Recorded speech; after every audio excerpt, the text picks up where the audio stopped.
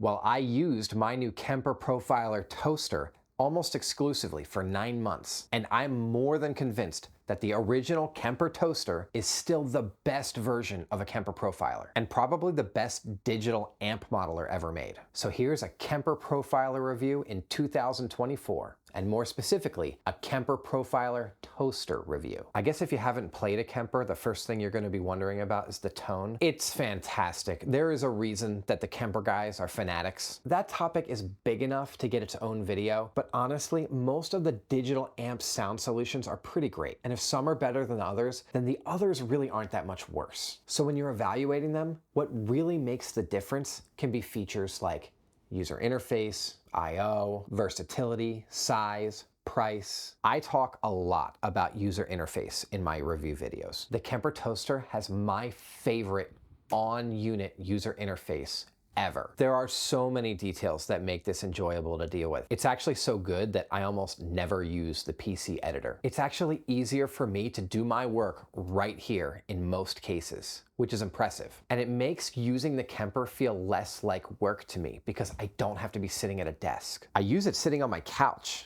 with the toaster sitting on the little end table. That's the beginning and the end of the Kemper toaster versus Stage debate. The Kemper Stage is the same thing, but it's all in a floor unit like a Helix. Or the Kemper rack unit, neither of those will sit on my end table next to the couch, and that is the feature that I never want to live without again. If you hate it when using an amp modeler feels more like programming a computer than tweaking a guitar amp, then you should love the Kemper toaster. You know I care a lot about knobs. These knobs feel perfect. I feel happiness every time I turn one of these knobs. And the knobs on the bottom have these beautiful LED indicators to let you know what level each parameter is. Do not overlook this feature. The Helix family of products has decent knobs. They don't feel as nice as this, but the real problem with them is that you can't see on the knob where the level is. You have to look up to the display, which isn't so bad, but it's not like this. The Universal Audio Dream pedal feels much better. Almost as perfect as the Kemper knobs,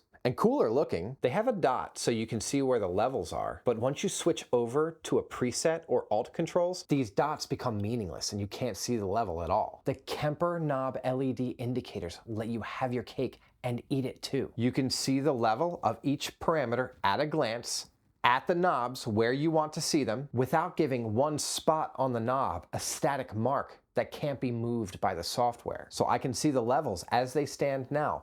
But if I go to a different rig, it changes the LED indicators so I can see where the called up preset levels are. The buttons are great too.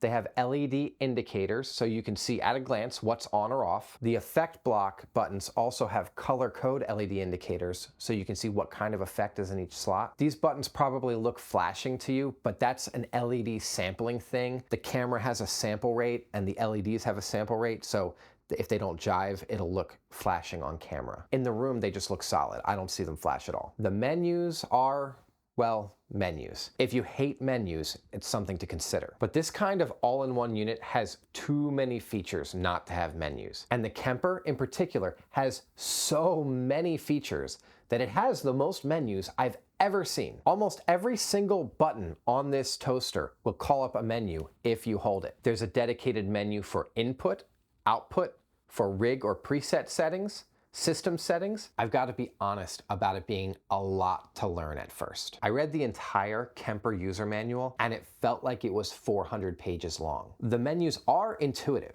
but the Kemper has a lot of parameters that seem like they're from another planet. It's like they speak a different tone language in Germany or something. But after using the Kemper for months, I can tell you that it's easy breezy once you get used to it. And I usually don't have to do anything with the oddball controls anyway. And the benefit of having so many menus is that you can easily do everything right on the front of the toaster. And it can even be smoother than running a PC editor, especially preset management.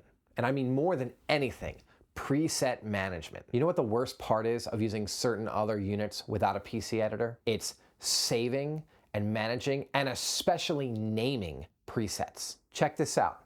If I want to save, I'm going to store as, I'll clear the name that was in there.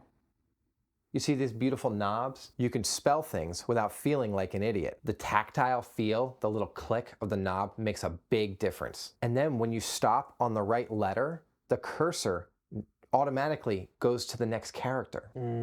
I have friends who can't type this fast. The signal path is as straightforward as it gets, even if it is a little limited. And in some ways, it could even seem limiting in an arbitrary way. For instance, they gave us these fantastically handy knobs for reverb, delay, and mod settings for the main parameters of wet effects. But you can only use them if you put each of these 3 effects in the specific effect block that they have chosen for you. These knobs actually do nothing on most of my presets because I usually can't get close to my sound without using 2 reverbs. I also have to chew up a block on a modulation that's only affecting the reverb wet signal because Kemper decided that we don't need modulated reverbs. Actually, there is a modulation parameter in most or all of the reverbs.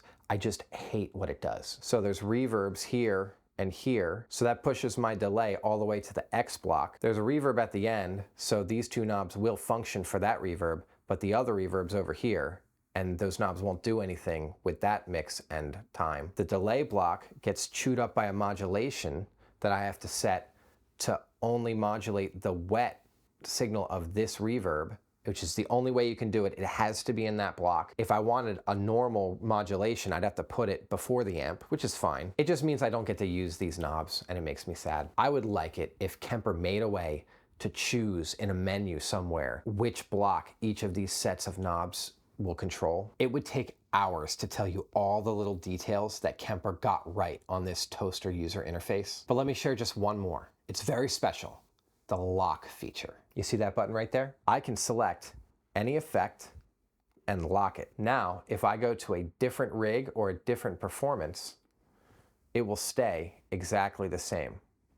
I can even select the entire post-amp effect section and lock that, and it will stay the same when I switch rigs or performances. Same thing with the stomp section, the effects before the amp.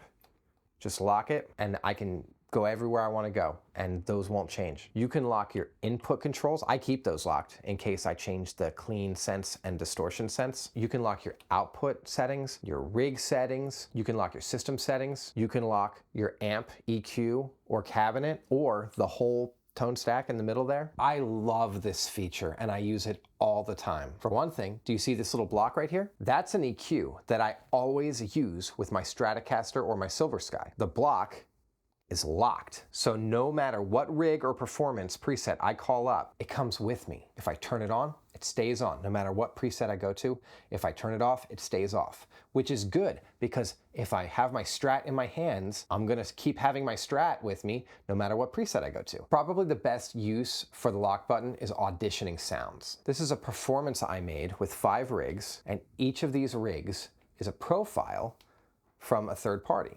There's 2 from Michael Britt, and these 3 are from Tone Junkies. But the profiles are embedded in full rigs. So when you're trying to compare a profile to a profile, you're tripping over the other effects that might be in the rig together with each profile. So I'll just go ahead and lock the effects, lock the stomps, and now I can turn it all off if I want to.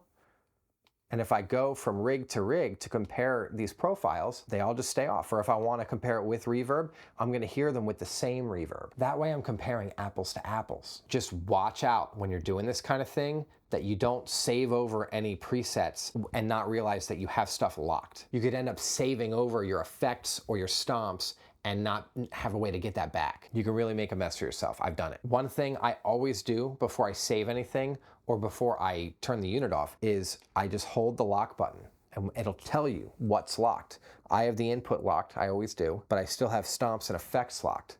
So I don't want to forget that when I turn the unit back on. So before I power down, I'm going to go ahead and unlock effects and unlock stomps. And I'll probably go back into my EQ block and leave that locked because I just always run that locked.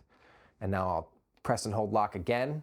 Input and A are locked. That's how I want it. I can power down, and I'm not gonna have a gotcha and a mess for myself if I go saving stuff, not realizing that everything was locked. Now you can also use the lock feature to copy paste from rig to rig. So if I wanted the effects from this rig onto this rig, all I have to do is press and hold, hit the lock, exit, go to the other rig, Now it's carried over the stomp section from the first rig, and if I save it, it'll overwrite the stomp section with those effects. Now the copy paste function is really good as well. I could just hold the effects, hit copy, exit, go to another rig, hold the effects, and hit paste and get there the same way. That copy paste is pretty sweet. That's the best copy paste I've seen on an all-in-one unit. But it's little things like that that make the difference. It's those little things that the Kemper people have thought of that shows you they are thinking very, very deeply about how this is being used. They're thinking about you and your workflow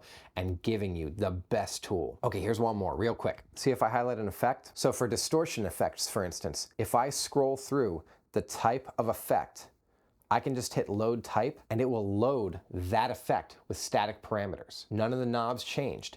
You just shifted to a different kind of pedal, so to speak. Let's just crank the drive, for instance.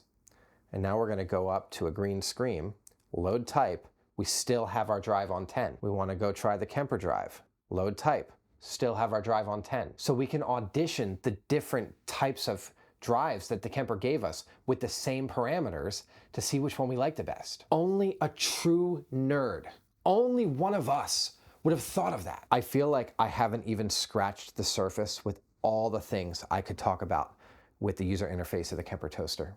There's a reason the Tone Junkies guy has 500 videos about this or that little feature. I don't even think he's done all of them, but there is an elephant in the room. Yeah, Billy, that sounds great and all when you're dialing in your tones on your couch, but how about when you want to go on stage? How are you going to control your Kemper then? How's the UI when you actually want to play the thing live? Do we actually have to revive the Kemper stage versus toaster debate? No, friends, the case is still closed. The toaster is still the best. And in the next video, I'll share 4 great but very different ways to control your Kemper Profiler toaster on stage. And in the meantime, I want to remind you again to be playing your guitar. And not just noodling, and not just tone cork sniffing. I mean, work on your craft. Build your repertoire, right? Learn more songs. Songs people want to hear that you can make their lives better by performing them. And then get out there and make some music for people in the real world, because that's something the world needs. But you could watch another video before you go. Click right here to watch it.